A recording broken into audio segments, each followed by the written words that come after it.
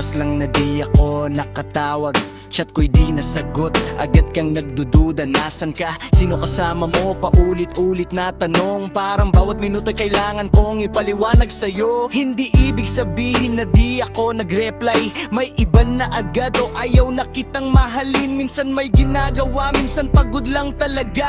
Konting tiwala naman mahal, wag agad maghinala. Tamang hinala, sobra na minsan. Isang miss ko lang, away na agad ang kasunod. Kung mahal mo ako, matuto kang magtiwala. Hindi lahat ng katahimikan ay may tinatagong iba. Tamang hinala, bawasan naman pag-ibig ay tiwala. Hindi puro kasinungalingan. Kung wala namang dahilan para tayo mag-away, huwag nating sirain ang pagmamahal ang tunay.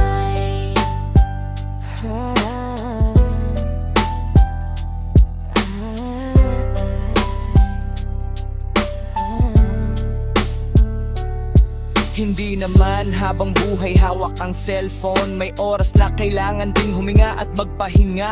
Kung mahal natin ang isa't isa, intindihin natin di lahat ng delay sa reply ay pagtataksil. Magtanong kung may duda pero wag agad humusga. Makinig sa puso bago magbintang sa kapwa. Dahil ang pag-ibig kapag puro hinala, unti-unting nawawala.